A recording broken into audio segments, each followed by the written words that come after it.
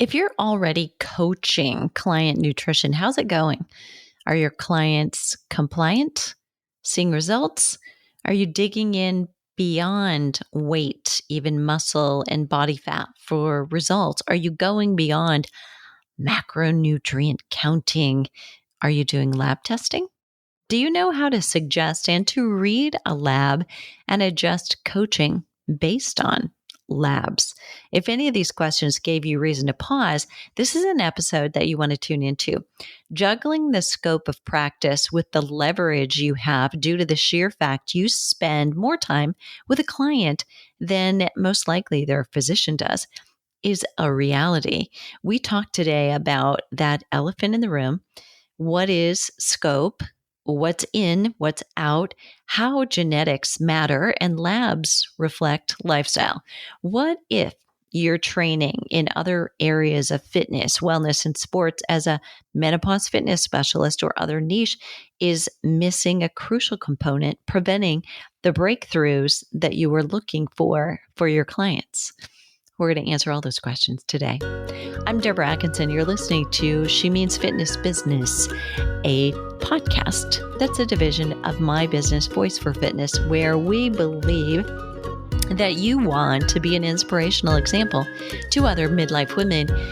And in order to do that, you need a profitable health and fitness business. And if the word profit makes your skin crawl, you can give it away. You could scholarship people, you can donate it to charity, but we need the money for the power to leverage a greater platform, get the message out that's important enough for you to get up and do every morning, have a bigger reach, a bigger impact, and or create the lifestyle that you want for you and the legacy you want for your family. It's all possible. And I know it can be scary. I started over at 49. Literally, I gutted my business and my life. And I started at zero. And I had to put to the test the information I'd been sharing with trainers for about 25 years about marketing and sales. Well, I went from zero every month. Right? That first couple of years was a little lean to 6-figure months. And so can you. And I do help trainers and coaches for just that reason. We need to level up the fitness industry with the people who really have the heart and the knowledge to help, but can't seem to get that word out or stand out in a crowd. I help with a 3-step program by getting you more clients, making sure there's profit to what you're bringing in, and that you keep some of your own time so that you can enjoy the freedom you're creating. And I work with people one-on-one, but what I want you to do first is download the Fitness and Health Coaches Business Scorecard. Look through this. In 2 minutes or less, you will know exactly where you have holes and what it is that you need to focus your time and attention on before you can actually have that huge breakthrough that you deserve. All right, let's dive into this. Can't wait to introduce my guest to you. She's also, by the way, a longtime friend, Rita Marie Loscalzo. Dr. Rita Marie Loscalzo is the founder of the Institute of Nutritional Endocrinology. She's passionately committed to transforming her current broken disease-focused system into a true healthcare system where every practitioner is skilled at finding the root cause of health challenges and uses the wisdom of nature combined with modern science research to restore balance. Dr. Rita Marie, a licensed doctor of chiropractic with certifications in acupuncture, nutrition, herbal medicine, and heart math, specializes in insulin, thyroid, and adrenal and digestive imbalances. She's also a master at using palate-pleasing, whole, fresh food as medicine and is a best-selling author, speaker, and internationally recognized nutrition and functional health authority with over 30 years of clinical experience. Her podcast, Reinvent Healthcare, provides health and wellness practitioners around the globe and invites them to be a part of the movement to provide root cause care to people in need. Let's dive into this episode. And I want you to stay tuned to the end, we're going to invite you to a live event that Dr. Rita Marie is hosting. And as all things post pandemic seem to have gone, this is virtual. So you don't have to travel anywhere, but you will find as we talk throughout about the unique skills and talents that may help you set yourself apart and be a huge compliment to what it is you're already doing. Dr. Rita Marie, thank you so much for joining us. I am so excited to be here, Deborah. It's just a pleasure to talk to you anytime I get the opportunity. This is such a huge passion for me, helping fitness and health professionals have more skills, expand their toolbox, and create greater revenue streams for doing it. So we definitely have a mission behind the mission as we're talking about it today. And before we dive into all of that and how it can actually help build their business, what I'd love to do first is define, although I think everyone here is hearing the word endocrinology over and over and over. You were like way ahead of the game. You were a forefront leader in this, but can you define nutrition, endocrinology, and how you got started in it? Oh, wow. That's a great question. So, endocrinology is the study of hormones, and we have endocrinologists, and they help people with thyroid problems and diabetes and other things related to hormone problems. There's ways to address hormones without giving people hormones, and by using nutrition and sometimes supplements, sometimes herbs, and sometimes it's other things besides nutrition. So, nutrition to control hormones. So, let me explain what I mean by that. I believe that anything we put in or on our bodies is nutrition. So when we move, that's part of our nutritional endocrinology because it's a way naturally to manipulate hormones, right? To not manipulate, but balance them, get them back in balance. So when I talk about nutritional endocrinology, yeah, food is super important. Yeah, there's herbs and there's supplements, but there's also sleep and stress management and exercise and environmental cleanup and all those things that play in to either balancing or imbalancing the endocrine system. So that's what nutritional endocrinology is. I love that. So if I could sum it up, I mean, basically all of those things, and I've never heard it said that way. I've never framed it that way myself, but all of those things are feeding your hormones in one way or another. Yep. Yep. Yeah. And either for the better or the worse. Yeah. Yeah. So love that. So how are fitness and health pros shortchanged? And I'm guessing you know a little bit about this, even though you didn't necessarily come from fitness. You came from a more in-depth view of it. How are they shortchanged in terms of certifications and potentially even 4-year degrees about how to coach people about diet? Everybody is shortchanged on that, quite frankly, unless they came through my nutritional endocrinology program. Because, quite frankly, I think fitness professionals need to be addressing nutrition, first of all, because how do you get the muscles to optimally work? How do you, build muscle, lift, et cetera, stretch, et cetera? But they don't learn it. They kind of learn what I like to call the one size fits all approach. And that's what nutritionists get too, dietitians get. Oh, here's a disease. Here's a endocrine disorder, like thyroid imbalance.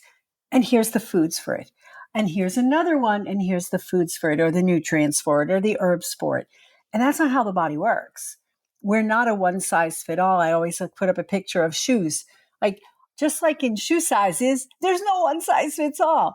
So some people need more protein. Some people need less protein. Some people need more carbohydrates. Some people need less carbohydrates. And so, but fitness professionals in general don't get that level of depth. But health professionals in general don't get that level of depth. They just get everybody needs protein. You need between this and that much. Oh, you need to have this percentage of your body weight in protein every day. Well, you know what? A bodybuilder needs more protein than somebody who's a couch potato. Just saying, right? So they don't learn that. And in general, health practitioners don't. And we need to pay attention to people, to their unique needs, to their lab tests, to their symptoms, to their genes, even to look at and of course their performance goals, right? Do they do they want to lift heavy? Do they want to just do yoga? Like all of that stuff needs to play into how you design a nutrition program for someone to get their hormones balanced or otherwise. Love that. Okay. And I'm going to talk about the elephant in the room right away because this, Okay. I think that everybody who eats, just very similarly, everybody who exercises tends to give exercise advice, but the one size fits all approach doesn't work. You've clearly illustrated that.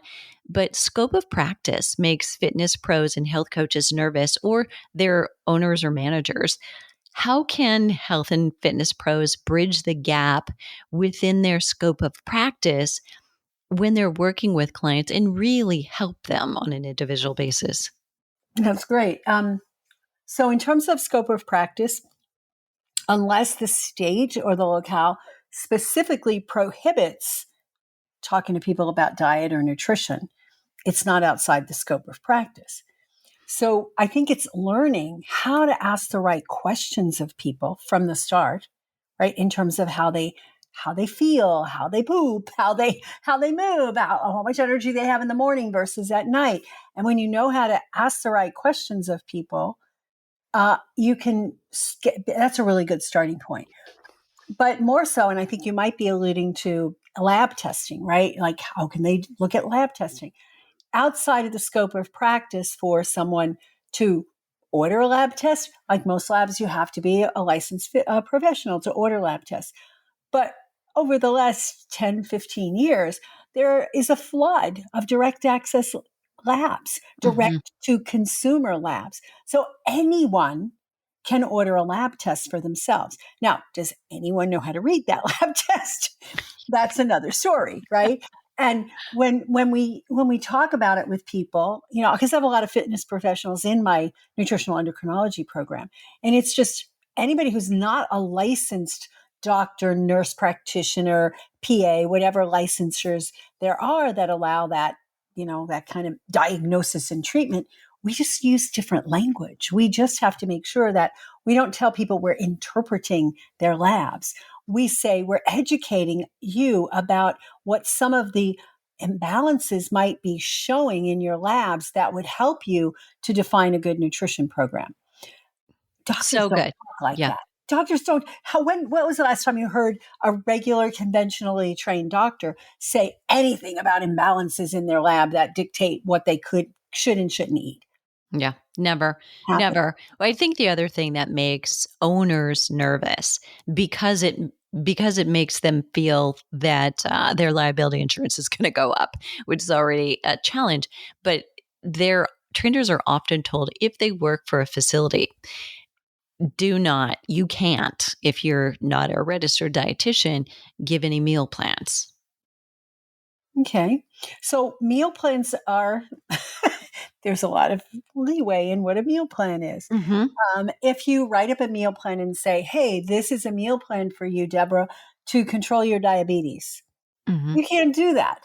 You can't do that unless you're a licensed doctor, nurse practitioner, whoever has that license, right? But you can say, here's some foods that are going to help you to have more energy when you're lifting weights or have your more energy before you get on the treadmill. Here's some foods to avoid before you get on the treadmill because they're going to zap your energy. I don't think that that's a problem, but a meal plan per se, that's usually we think about meal plans like dietitian meal plans are usually geared towards helping people with a particular disease. So no, you just avoid that languaging and you just say, hey, I mean, telling somebody to avoid eating sugar before they do a workout, is that against scope? I doubt it. I doubt anybody can get sued for telling somebody you shouldn't eat sugar before you go work out. Exactly. And I want to say to everybody here, I think I also would be very interested in seeing you push back a little bit, maybe not push back, that may not be the way to do it, but to sit down with a boss or a manager who's nervous because they're the ones saying, this is what our insurance guy said, can't do this ever. Sit down with them and explain this is what we're doing. We're educating we're simply pointing them to good resources. We're not saying you do this at this time, eat that, and how much. And then I think then responsibly, we're the people who potentially spend more time with them during any given week Exactly. than their practitioner does. So we're really doing much better as Yeah, far as help. absolutely. That's a really good point. And when you educate people, when you, if it's written, if it's in writing, first of all, that's where you have to be careful. It's not construed as some kind of diagnosis treatment plan. But when you say to someone, here are some foods that you might want to research that Mhm. could be zapping your energy before a workout. And then you just give them links to articles, right? Yes. You're not necessarily giving them the advice, but you're giving them the resources that they can look at. Yes, beautiful. Yep. Love that too. Okay, so let's dive into lab testing a little bit. Lab testing and interpretation combined with genetics or knowledge background about it, probably something that our listeners, there's a broad range in our experience level here. Some are doing it, maybe know about Dutch testing and they're actually interpreting labs and have understood it. Others just beginning to realize, oh, maybe just heard with us that there are direct labs that they could be ordering for themselves or clients or suggesting to clients. But that's a kind of a source of obstacles or success for them. For those not yet proficient or confident in their ability to support a client in this way, can you give them some insight on how it could be a game changer for their business and for their ability to support clients?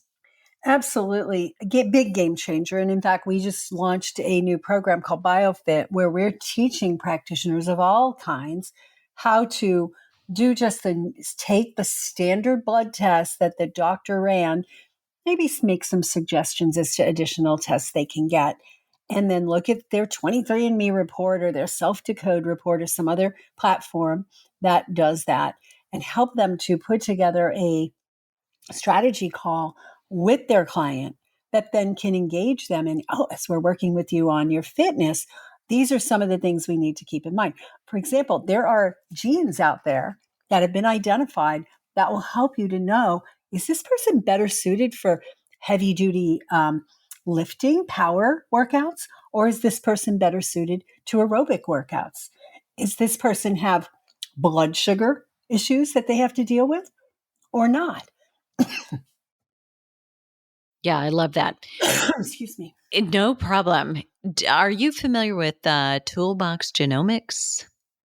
I haven't used it. I've seen it, but no, there's a lot of them out there. Yep. Some better than others. Yes, that's kind of what I'm feeling. Is there's this wide breadth and depth Yeah, of them, and the support and the customer service that you get from different ones as well.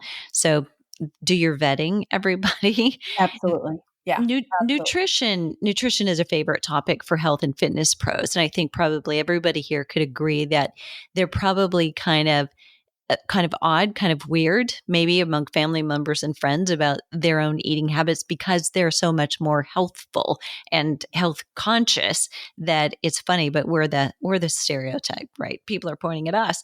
And we've just done an entire new series on, say, working with women in perimenopause, postmenopause, menopause transition for coaches. And part of that was about what's their mindset when they're here in this place, as well as what is happening with their hormones in this place and how might that affect their exercise tolerance or ability or desire. Mhm. I'd love to hear you discuss how hormones play a role in not only optimal fitness, but nutrition programs for clients. I mean, do you look at certain hormones and hormonal change and say, based on that, here's what we might want to consider?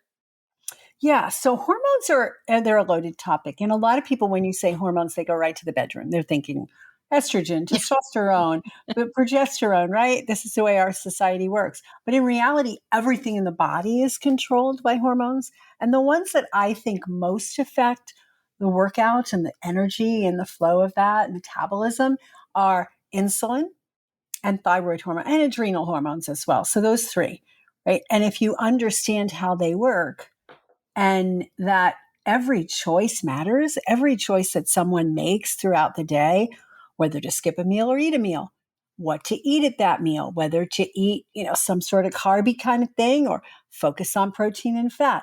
All those things play into that person's energy. And it's not necessarily the same for everyone. It's going to be different based on that person's genetic makeup, based on their past history, based on their body, their lean body mass versus thin. I've had things I've told people who are overweight that I tell people who are underweight to cover their ears about because Right. it don't work. And vice versa. Somebody asks, "Oh, I'm trying to gain weight." I'm like, "All you guys over there, cover your ears." I'm going to tell her this. I do not want you to do this. Right. So eating between meals. That's a big controversy. And I know the swing has gone both ways for decades, right? That, oh, we have to graze. Grazers are the healthiest. Then it's like, no, intermittent fasting is the way to go. Don't eat in between meals. And in reality, if someone is trying to lose weight, most people don't do well to eat between meals if they're trying to lose weight because of the insulin. Insulin is a hormone that gets the sugars into the cells, right? And if we have a hormone that is responsible for clearing sugar out of the bloodstream and storing it, and we have insulin resistance or we just don't need any more energy, guess where that gets stored? In fat. Right? So telling someone, especially someone who is trying to lose weight or maintain their weight, to eat 7 small meals or 6 small meals or 5 small meals a day is doing them an injustice because they're going to gain weight. They're not going to like you. And on the other hand, if you tell someone like that, let's have you space your meals 4 hours, 5 hours, even 6 hours apart, you're going to have a big difference. And some people, they don't even have to change what they eat. They just give themselves the gaps in between to allow insulin to drop so they're not constantly in fat storage mode. So Such that's a this one. Yeah. great example. So, what are your thoughts on intermittent fasting? Well, intermittent fasting works phenomenally for me. Hmm. The research holds up that it is phenomenal for people who have insulin and glucose dysregulation. It helps to bring down the glucose and bring down the insulin.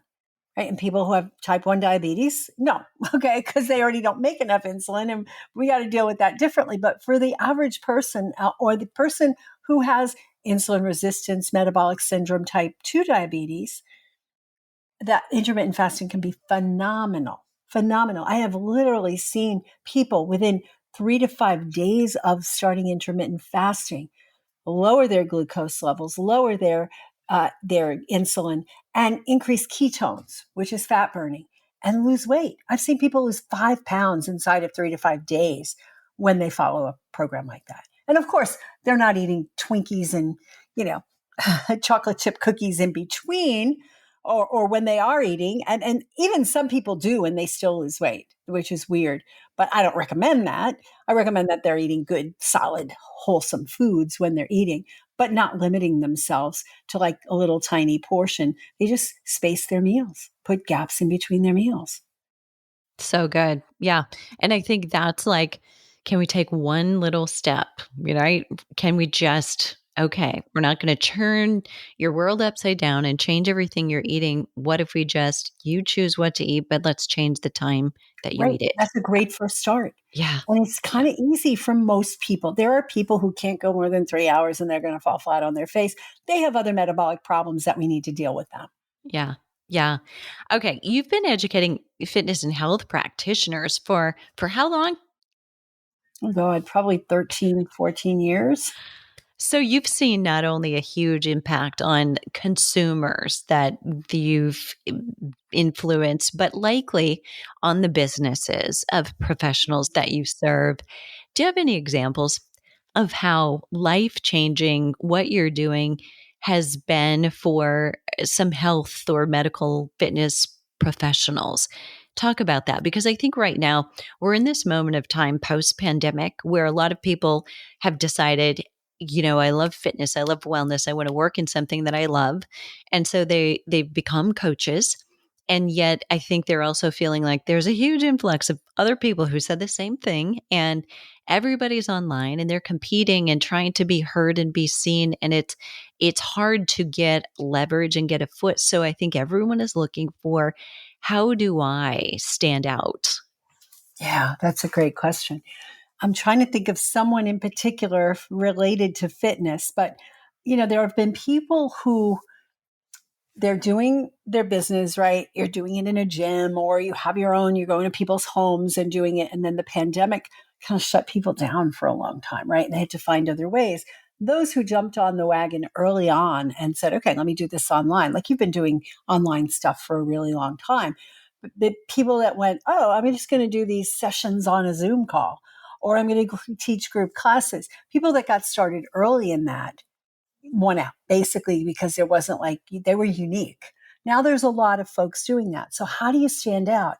You stand out by creating a powerful service that I believe if you incorporate the nutrition, if you can also talk to people about, some of the lab work stuff and just things that can optimize them, especially what you talk to people a lot about hormone balance. And you mentioned the Dutch test earlier.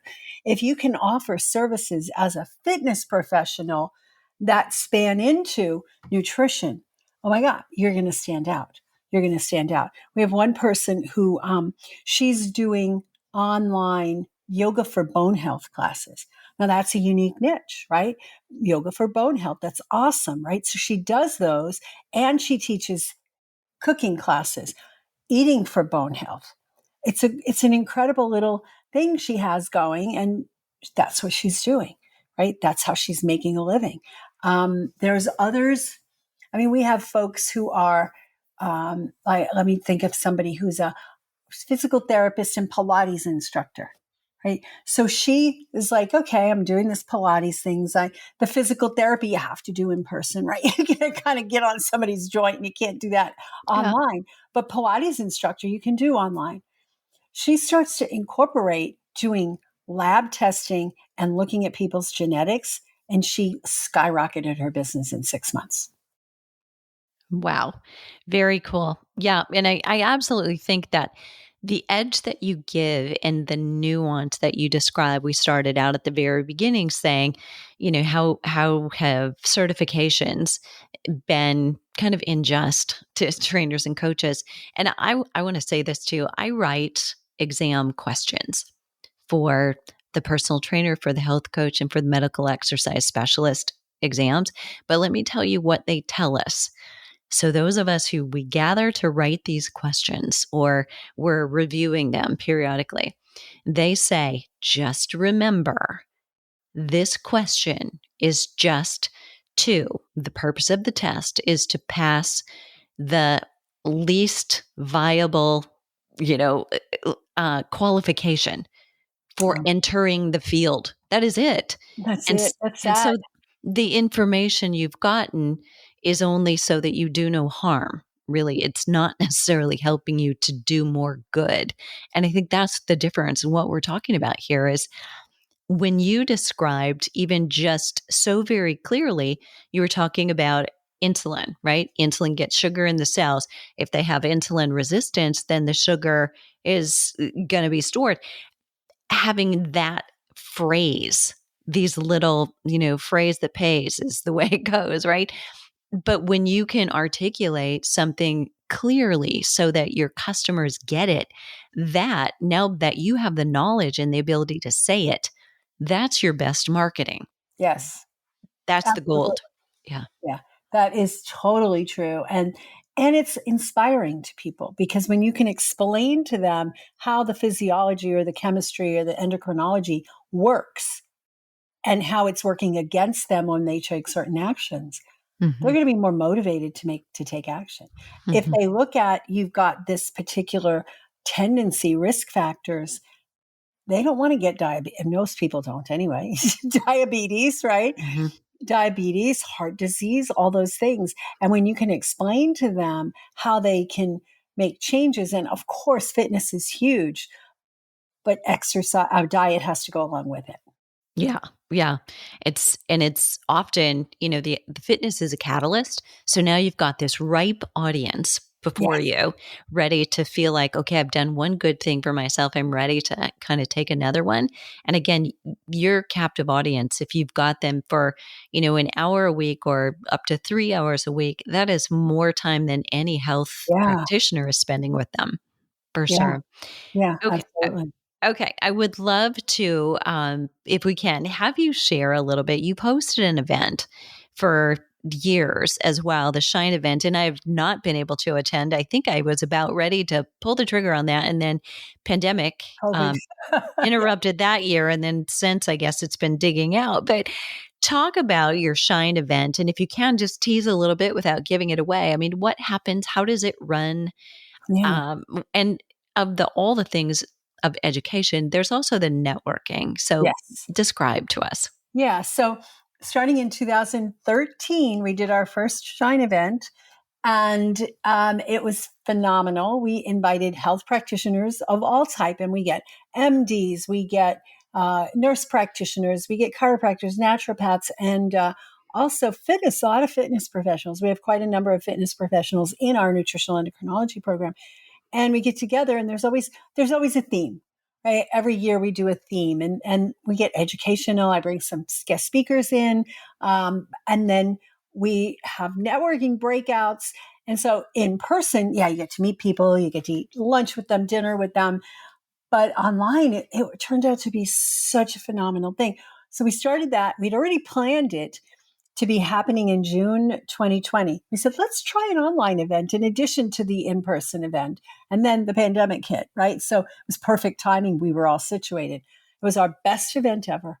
Best event ever. We do breakouts, people get to know each other. We had lunch rooms, and it was just phenomenal. And people learned a lot, and they made lots and lots of connections. And a lot of them continued to stay in our community, and have created amazing friendships and partnerships, et cetera.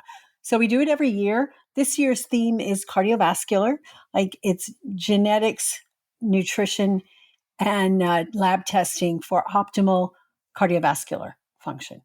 And so we know that that's like the number one killer in the Mhm. US. I don't know why it took me this long to do a cardiovascular one, but it's funny because it wasn't just a topic that was sexy to me, whatever. I got a thyroid one and an adrenal one.